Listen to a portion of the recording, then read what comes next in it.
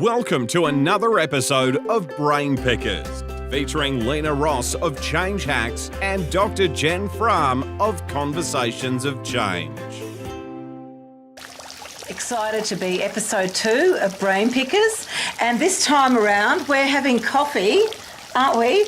In a country town in Victoria called Daylesford, which is well known for its spa region.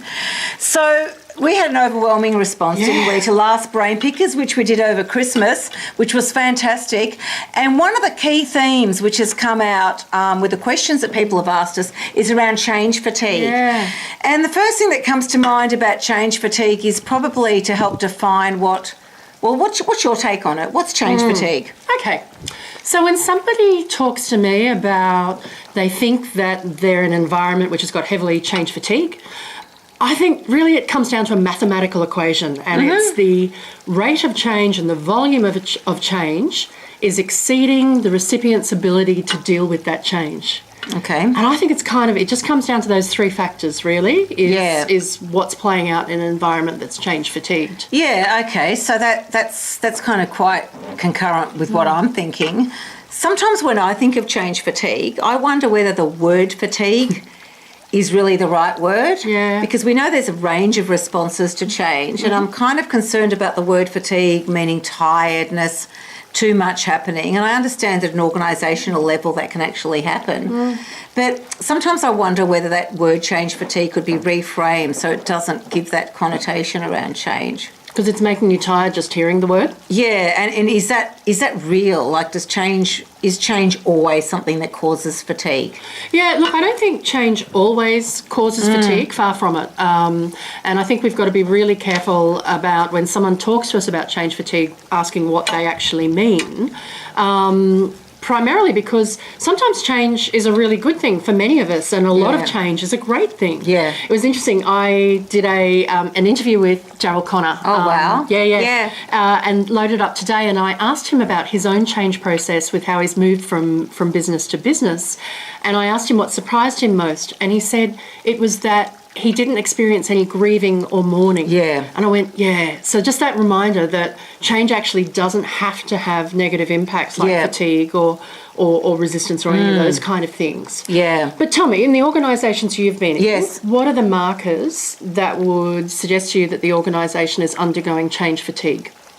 Okay, so it would be people feeling negative about the change, and that's where my question comes from around, is the word change fatigue provoking some of that response? Another marker of change fatigue could be the level of their engagement in the change. Yeah, have they checked out? Yeah. Have they checked Not out, or have they been involved in the change?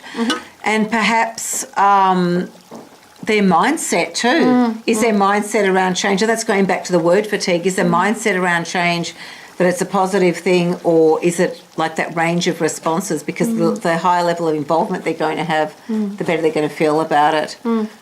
So if we take that the mindset is a really important component in understanding what change fatigue is and whether it is being experienced as that, and we put that to one side and say, well, okay, if you believe that your organisation has change fatigue, what are the kind of things that you can do that make the situation better? Yeah. What's in your world? Yeah. So you had some good tips around the portfolio thing, and my thinking was around sometimes the change practitioner and the role of the change practitioner in positioning the change, and sometimes it's the role of the change practitioner positioning the change as a positive thing that can have a range of responses rather than assuming that it starts with fatigue or resistance. You had some good ones around the portfolio tips as well, and the enterprise level tips. I think it's kind of like a three-legged stool.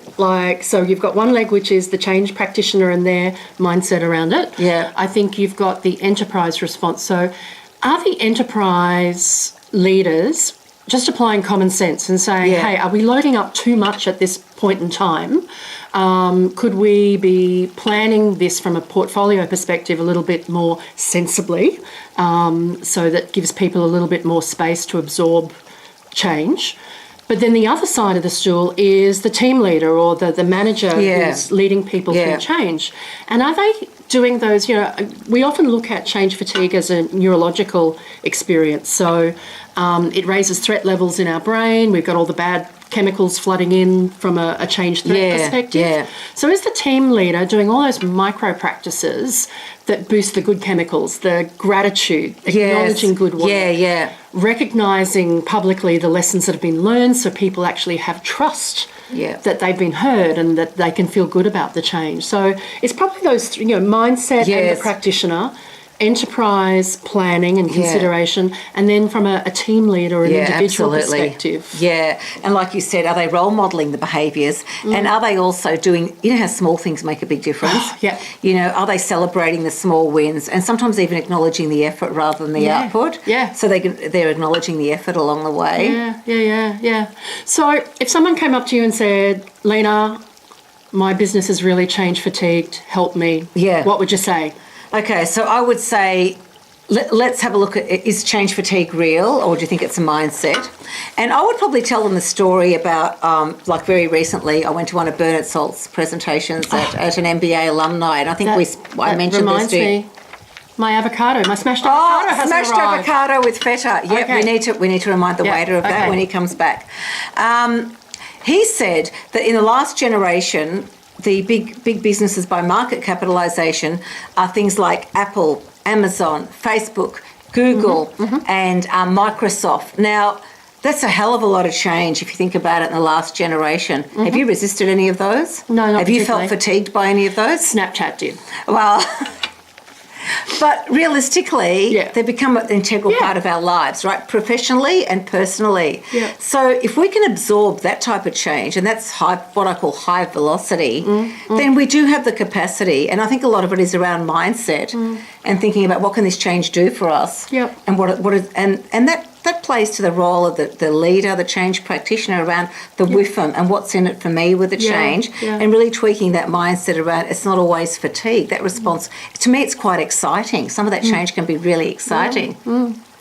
I think when people have said to me, look, we want to pick your brains around change fatigue, I think there's a fundamental around, are you providing enough communication with enough lead time for people to absorb the change? So being respectful of what's going on in their world. Yeah. I think a lot of this is around respect. Second, are you acknowledging the lessons that have been learned from previous change so that they trust you that this isn't going to be a replica of what's happened before, which is quite exhausting. Yeah. And I think thirdly, it's really about those micro practices. Yeah. So make sure that you're not neglecting the stuff that makes your team feel really good during change. Yeah. So that they feel more resilient and bolstered and buffered against change fatigue, whether it's real or not. Yeah, exactly. I think that's a really good point. And when I think about change fatigue, I often think, I read this book called The Power of Pause by Nance Guilmartin. And one of the key takeaways for me was, and this is a really good message for a change practitioner, is I'm not here to help you feel comfortable about change. She said, I'm here to help you feel comfortable about discomfort. And I think the way things are going at the moment with that velocity of change, it's really about, can you help people feel comfortable with what's going on and the speed at which that's happening? That's really powerful thinking. Yeah, it is. And I think that's a little bit of a mindset shift, but something worth thinking about anyway. Love it. Yeah.